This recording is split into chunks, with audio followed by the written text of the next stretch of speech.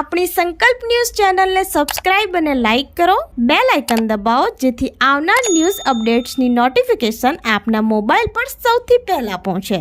Like, subscribe and share the video.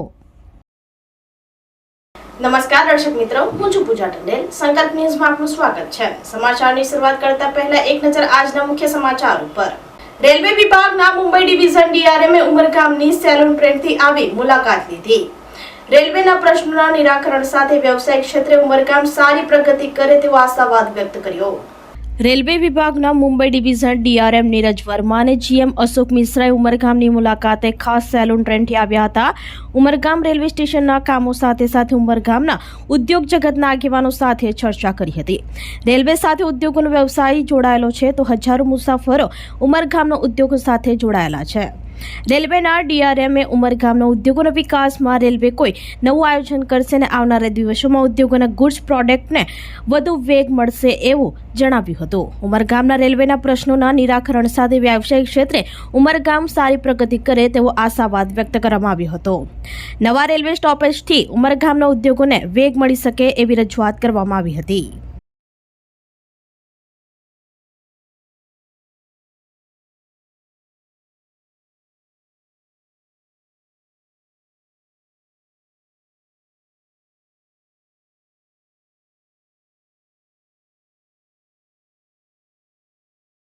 Railway का एक बहुत बड़ा इंडस्ट्रियल हब है और सबसे पहले तो हमने ये काम किया कि अमृत भारत स्टेशन स्कीम में यहाँ के स्टेशन जो थोड़ा साधारण टाइप का स्टेशन है उसका डेवलपमेंट किया. उसका जो पार्किंग एरिया है प्लस सर्कुलेटिंग एरिया उसको डेवलप कर रहे हैं. वेटिंग रूम डेवलप कर रहे हैं. अच्छा, लेडीज जेंट्स की फैसिलिटी अलग क्रिएट कर रहे हैं क्योंकि दोनों तरह के दोनों लेडीज जेंट्स आते हैं. प्लस एक 12 मीटर का FOB दे रहे हैं जो अक्रॉस मतलब दोनों तरफ के उमरगांव को कनेक्ट करेगा, ईस्ट और वेस्ट को. ये एक बड़ी इससे जो कटा हुआ लोग फील करते थे कि लाइन से कट रहे हैं वो उसको जुड़ाव होगा. उसके अलावा यहाँ के इंडस्ट्री एसोसिएशन के लोग आके हमसे मिले थे. अभी तक हम लोग गुड्स का कोई भी ट्रैफिक उमरगांव से नहीं लेते हैं और ये मानने की बात है कि अगर लंबी दूरी पे सामान भेजना है तो रेल से सस्ता कोई माध्यम नहीं है. उसी विषय में आज हम लोगों ने मुलाकात की है. इंडस्ट्री एसोसिएशन के प्रेसिडेंट साहब थे, कुछ इंडस्ट्री से मुलाकात हो रही है और हम लोग फिजिबिलिटी वर्कआउट कर रहे हैं. हमारे एरिया मैनेजर है, एक बिजनेस डेवलपमेंट यूनिट है, इसके आगे ये इस पर काम करेंगे कि कैसे हम लोग एक पैकेज ऑफर कर सकते हैं यहाँ के इंडस्ट्रीज़ को ताकि वो अपना माल रेलवे के थ्रू भेजें और उसमें उनको भी बचत हो, रेलवे का फ़ायदा हो और देश का भी पूरा फ़ायदा होगा. इसमें आने के लिए हम लोग बहुत उत्साहित हैं और हमें बहुत ही पॉजिटिव रिस्पांस मिला है. हमने तो सर को एक ही बात बोला है कि आपका आना हमारे लिए अयोध्या में राम मंदिर बनने जैसा ही है. तो आपका सहयोग से आने वाले समय में जो हमारे उमरगांव में हमारे भाई लोग को, जो इंडस्ट्री वालों को, लेबर्स को जो तकलीफ़ है उस पर हम लोग, आप लोग हमको सहयोग दें और आने वाले समय में अच्छी ट्रेन का स्टॉपेज दें. और रही फ्रेट कॉरिडोर की तो UIA की तरफ से हम लोग पूरा आश्वासन देते हैं कि हम उनको बहुत अच्छा बिजनेस फ्रेट कॉरिडोर से देंगे क्योंकि आने वाले समय में फ्रेट कॉरिडोर कॉम्पिटिटिव ही नहीं, समय में भी अपने को माल पहुँचाएगा तो हमारे इंडस्ट्री के प्रोडक्शन को और सेल को हेल्प करेगा. ધરમપુર ખાતે રાજ્ય શિક્ષણ મંત્રી પ્રફુલભાઈ પાનસેરિયાના અધ્યક્ષસ્થાને જનજાતીય ગૌરવ દિવસની ઉજવણી કરાઈ. રસ્તા, ચેકડેમ, કોઝવે, આંગણવાડી, મલ્ટીપર્પઝ સેન્ટર અને આવાસ સહિત કુલ ₹52.06 કરોડના કુલ 916 કામોનું લોકાર્પણ અને ખાતમુહૂર્ત કરાયું. દરેક સમાજ સમુદાયની ઓળખ કલા અને સંસ્કૃતિથી થાય છે. આપણી કલા હંમેશા જીવંત રહેવી જોઈએ હોવાનું જણાવતા મંત્રી પ્રફુલભાઈ આદિવાસીઓને ભગવાન બિરસા મુંડાની 150મી જન્મ જયંતિ નિમિત્તે વડાપ્રધાન નરેન્દ્રભાઈ મોદીએ બિહારના જમુઈથી પ્રધાનમંત્રી જનજાતિ આદિવાસી ન્યાય મહાઅભિયાન PM જનમનના લાભાર્થીઓ સાથે સંવાદ સાધ્યો હતો. આ સાથે દેશવ્યાપી ધરતી આંબા જનજાતીય ગ્રામ ઉત્કર્ષ અભિયાનનો શુભારંભ પણ કરાવ્યો હતો. જેના ભાગરૂપે ધરમપુરમાં શ્રીમદ રાજચંદ્ર આશ્રમ ખાતે રાજ્ય કક્ષાના સંસદીય બાબતો, પ્રાથમિક, માધ્યમિક અને પ્રૌઢ શિક્ષણ, ઉચ્ચ શિક્ષણ વિભાગના રાજ્ય કક્ષાના મંત્રી પ્રફુલભાઈ પાનસેરિયાના અધ્યક્ષસ્થાને જિલ્લા કક્ષાના જનજાતીય ગૌરવ દિવસની ભવ્ય ઉજવણી કરવામાં આવી હતી. મંત્રીના હસ્તે આદિવાસી વિસ્તારમાં રસ્તા, ચેકડેમ, કોઝવે, આંગણવાડી, મલ્ટીપર્પઝ સેન્ટર અને આવાસ સહિત ₹52.76 કરોડના 916 કામોનું ડિજિટલ લોકાર્પણ અને ખાતમુહૂર્ત કરવામાં આવ્યું હતું. આ પ્રસંગે રાજ્યના શિક્ષણ મંત્રી મહાનાયક બિરસા મુંડાની જન્મજયંતિની શુભકામનાઓ આપતા જણાવ્યું હતું કે વડાપ્રધાન નરેન્દ્રભાઈ મોદીએ રાષ્ટ્રનું સુકાન સંભાળ્યા બાદ દેશનો સર્વાંગી વિકાસ કર્યો છે. મંત્રી આદિવાસી સમાજના લાભાર્થીઓને અનુરોધ કરતા જણાવ્યું હતું કે જે પણ વ્યક્તિ આયુષ્માન કાર્ડ આવાસ યોજનાથી વંચિત હોય તો ફોર્મ ભરી સરકારની અનેક યોજનાનો લાભ લઈ દેશની વિકાસ યાત્રામાં જોડાઈ શકે છે. કોઈપણ નાગરિક વંચિત ન રહે તે માટે સરકાર જાગૃત છે. કલા અને સંસ્કૃતિનો ઉલ્લેખ કરતા મંત્રીએ કહ્યું કે દરેક સમાજ, દરેક સમુદાયની ઓળખ તે સમાજની કલા અને સંસ્કૃતિથી થાય છે. આજે અહીં આદિવાસી નૃત્ય જોઈને આનંદ થયો છે. આપણી કલા હંમેશા જીવંત રહેવી જોઈએ. મંત્રીએ ઉપસ્થિત સૌને રાષ્ટ્ર પહેલા પછી હુંનો વિચાર કરવાનો મંત્ર આપ્યો હતો. ધરમપુરના ધારાસભ્ય અરવિંદભાઈ પટેલે આગામી 5 વર્ષમાં સરકાર આદિવાસી વિસ્તારોમાં શિક્ષણ, આરોગ્ય સહિતના વિવિધ કામો પૂર્ણ કરશે એવું જણાવ્યું હતું. કપરાડા ધારાસભ્ય જીતુભાઈ ચૌધરીએ આદિવાસીઓના સર્વાંગી વિકાસ માટે 260 જેટલી યોજના અમલમાં હોવાનું જણાવ્યું હતું. આ ઉજવણીમાં જિલ્લા કલેક્ટર નેમિસ દવે, જિલ્લા વિકાસ અધિકારી અતિરાગ ચપલોત, નાયબ વન સંરક્ષણ નિશા રાજ, નિવાસી અધિક કલેક્ટર અનસુયા ઝા, જિલ્લા ગ્રામ વિકાસ એજન્સીના ડાયરેક્ટર A.K. કલસરિયા, જિલ્લા સંગઠન પ્રમુખ હેમંતભાઈ કંસારા, જિલ્લા પંચાયતના પ્રમુખ મનહરભાઈ પટેલ, ગણેશ બિરારી સહિત અધિકારીઓ, કર્મચારીઓ, પદાધિકારીઓ અને મોટી સંખ્યામાં આદિવાસી બંધુઓ ઉપસ્થિત રહ્યા હતા. આદરણીય નરેન્દ્રભાઈ મોદી સાહેબ રાષ્ટ્રનું સુકાન સંભાળ્યું પછી દેશનો સર્વાંગી વિકાસ થયો, જેમાં માનવતાની સુગંધ છે, આત્મીયતા છે, પરિવાર ભાવ છે, પારિવારિક એક સરકાર ચાલતી હોય એવો જનમાનસને અનુભવ થયો.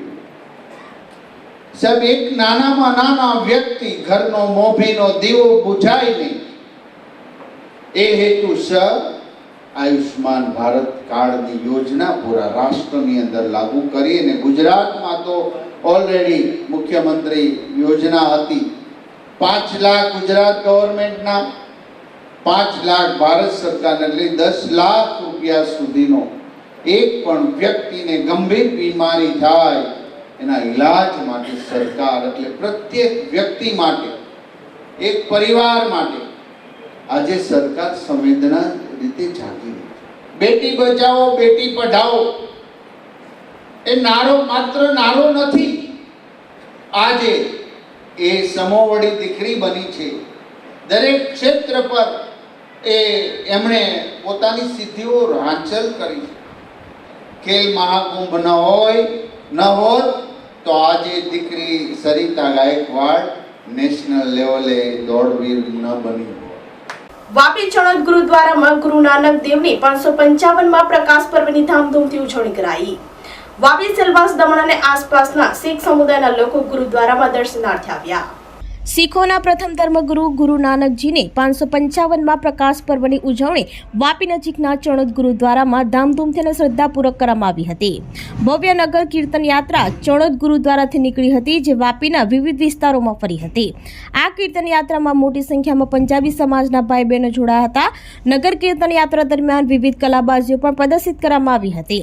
555માં પ્રકાશ પર્વે વહેલી સવારે વાપી, સેલવાસ, દમણ અને આસપાસમાં રહેતા શીખ સમુદાયના લોકો મોટી સંખ્યામાં ગુરુદ્વારામાં દર્શનાર્થે આવ્યા હતા. ગુરુદ્વારામાં ગુરુ ગ્રંથ સાહેબના અખંડ પાઠ કર્યા હતા. આ પ્રસંગે કેન્સર ચેકઅપ કેમ્પ તથા બ્લડ ડોનેશન કેમ્પનું આયોજન કરાયું હતું. મોટી સંખ્યામાં ભક્તજનોએ ચેકઅપ કેમ્પનો લાભ લીધો હતો તથા બ્લડ ડોનેટ પણ કર્યું હતું. આ ઉપરાંત લંગરનું પણ આયોજન કરાયું હતું, જેનો લાભ ભક્તજનોએ લીધો હતો.